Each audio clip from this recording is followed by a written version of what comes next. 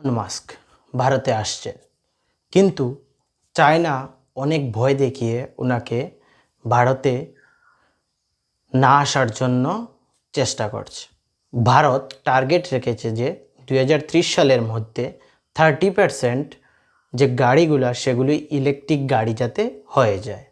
Elon Musk ভারতের মুকেশ আম্বানির সাথে হাত মিলিয়ে ভারতের মধ্যে ওনার যে টেসলা কার কোম্পানি রয়েছে তাকে ভারতে আনতে চেয়েছেন।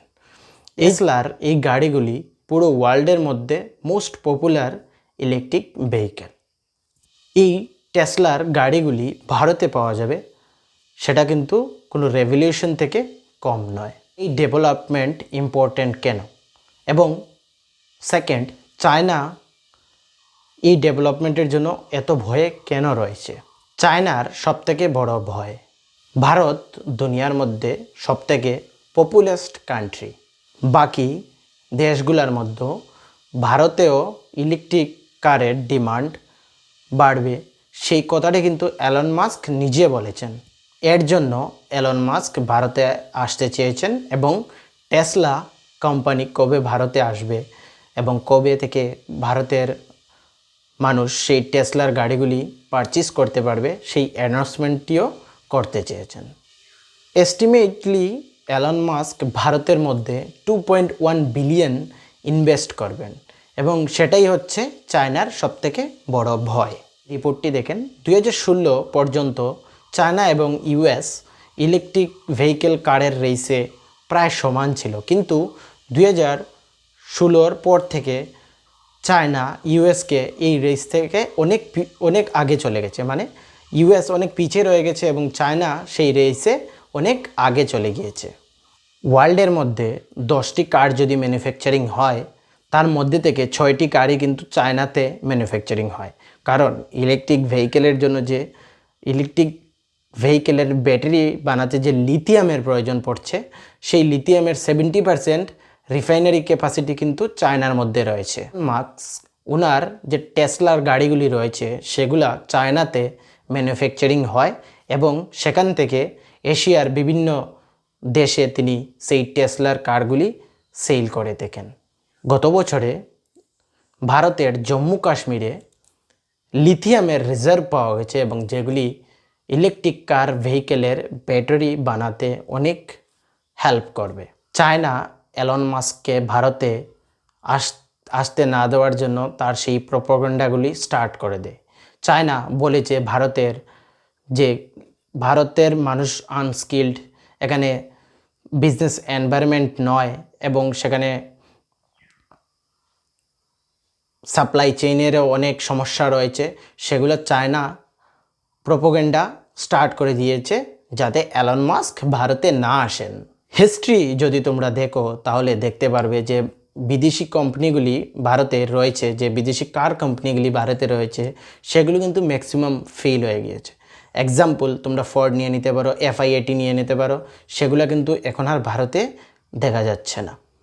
এবং তার জন্যই এলন মাস্ক ভারতের মুকেশ আম্বানির সাথে হাত মিলিয়ে ভারতের মধ্যে ইলেকট্রিক ভেহিকেল টেসলার যে কোম্পানি রয়েছে সেটাকে ভারতে আনতে চেয়েছেন। কারণ সেখানে মুকেশ আম্বানি যদি থাকেন তাহলে ভারতের মধ্যে ওনার বিজনেস করাটা কিন্তু এত টাফ হবে না।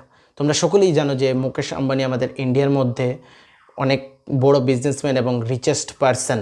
তার জন্য এলন মাস্ক মুকেশ আম্বানির সাথে হাত মিলিয়ে ভারতে টেসলা কোম্পানির ম্যানুফ্যাকচারিং ইউনিট খোলার চেষ্টা করছেন, এবং ভারতকে ওনার যে টেসলা কার রয়েছে সেটা ভারতের মধ্যেও সেল করতে চেয়েছেন। টেসলা ভারতে আসবে, কিন্তু কোথায় আসবে তার জন্য 3টি স্টেট রয়েছে যেগুলো সুটেবল রয়েছে, গুজরাট, মহারাষ্ট্র এবং তামিলনাড়ু। সেই স্টেটগুলিতে আসার খুবই সম্ভাবনা বেশি রয়েছে টেসলার কোম্পানি। বাইরে থেকে যে ম্যাটেরিয়ালগুলি আসে সেগুলা এই স্টেটগুলিতে সবথেকে ইজিলি ওরা ক্যারি করতে পারে। এই স্টেটগুলিতে বাইরে থেকে ম্যাটেরিয়াল আনতে খুব সুবিধা হবে। গত প্রিভিয়াস ফাইন্যান্সিয়াল ইয়ার রিপোর্টস তোমরা দেখতে পারো, 10 লাখ ইলেকট্রিক ভেহিকেলের সেল হয়েছে, কিন্তু তার মধ্যে থেকে সবথেকে ম্যাক্সিমাম সেল হয়েছে তামিলনাড়ুতে, ইলেকট্রিক কারের সেল হয়েছে তামিলনাড়ুতে। টাটা এবং সুজুকি এই দুটি কোম্পানি গুজরাটের মধ্যে ইলেকট্রিক ভেহিকেলের ব্যাটারি ম্যানুফ্যাকচারিং কোম্পানি তৈরি করছে।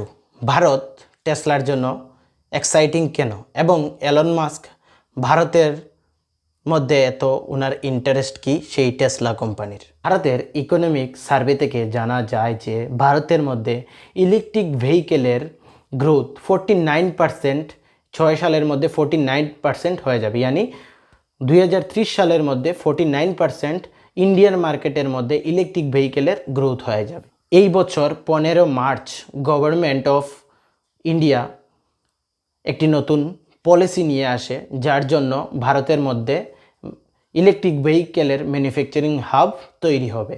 এই বছর 15 March government of India EV policy এনেছে, যার জন্য ইন্ডিয়াতে ম্যানুফ্যাকচারিং হাব হতে পারে এবং আমরা ইভি কোম্পানিগুলির সামনে ইন্টারেস্টিং কন্ডিশন রেখেছি। যদি আপনি ইন্ডিয়ার মধ্যে $500 মিলিয়ন ইনভেস্টমেন্ট করেন এবং 3 সালের মধ্যে সেখানে ম্যানুফ্যাকচারিং ইউনিটস তৈরি করেন এবং 5 সালের মধ্যে 50% এডিশন ভ্যালু অ্যাড করেন, তাহলে আপনার কাস্টম ডিউটি যে রয়েছে সেটা লাগবে না। এই অ্যানাউন্সমেন্টটি স্পেশাল কেন? কারণ ভারতের মধ্যে যে লাক্সারি কার্স রয়েছে তার অনেক রেট রয়েছে, তোমরা সকলে জানো। এই লাক্সারিগুলির মেন রেটের কারণ হচ্ছে কাস্টম ডিউটি। গাড়িগুলি কন্টেনারের মাধ্যমে সামুদ্রিকভাবে ইন্ডিয়াতে আসে এবং তার মধ্যে 30 থেকে 125% কাস্টম ডিউটি লেগে থাকে। তার জন্য ইন্ডিয়ার মধ্যে সেই লাক্সারি কার্সগুলার রেটও অনেক বেশি রয়েছে। 3, টেসলার কি চ্যালেঞ্জ হতে পারে ইন্ডিয়ার মধ্যে? টেসলার যে সবথেকে কম দামি গাড়ি রয়েছে আমেরিকার মধ্যে, তার দাম রয়েছে 34 লাখ, কিন্তু ভারতের মধ্যে যদি ম্যানুফ্যাকচারিং ফ্যাক্টরি হয়ে থাকে তাহলে সেই কার্সগুলোর দাম আমাদের ইন্ডিয়ার মধ্যে 50 লাখ পড়বে। ইলেকট্রিক ভেহিকেলগুলো সাইলেন্ট হয়, তার মধ্যে কোনো ধরনের সাউন্ড থাকে না। এখন আমাদের দেশে পেট্রোলেরও দাম অনেক বেড়েছে। এখন একটা পেট্রোল কার যদি তোমরা 1 কিলোমিটার চলতে তোমাদের 8 টাকা লাগে, সেখানে ইভি চলতে 1 কিলোমিটার চলতে কিন্তু তোমাদের 1 টাকারও কম খরচ হচ্ছে। তাহলে ইভি কেন ভারতে কম চলছে? তার 3টি মেইন কারণ হচ্ছে হাই ভ্যালু, এখানে ইভির দাম অনেক বেশি রয়েছে। তারপর সেখানে চার্জিংয়ের ফেসিলিটি অ্যাভেলেবল নয় এবং EV are not safe. Example আমরা টাটার নিয়ে নেই। টাটার যে নেক্সনের ইভি ভেরিয়েন্ট রয়েছে এবং টাটা নেক্সনের যে ডিজেল ভেরিয়েন্ট রয়েছে তার মধ্যে 4 লাখ টাকার ডিফারেন্স রয়েছে। যদি এই সকল ইভি ম্যানুফ্যাকচারিং হাব ভারতে আসে তাহলে সেই সকল প্রবলেমের সলিউশন হয়ে যাবে। যদি এই ভিডিও থেকে তোমরা কিছু শিখতে পারো বা জানতে পারো তাহলে আমাদের এই চ্যানেলটিকে সাবস্ক্রাইব করবে, লাইক করবে এবং তোমাদের ফ্রেন্ডসদের সাথে শেয়ার করে দেবে। সকলকে থ্যাংক ইউ।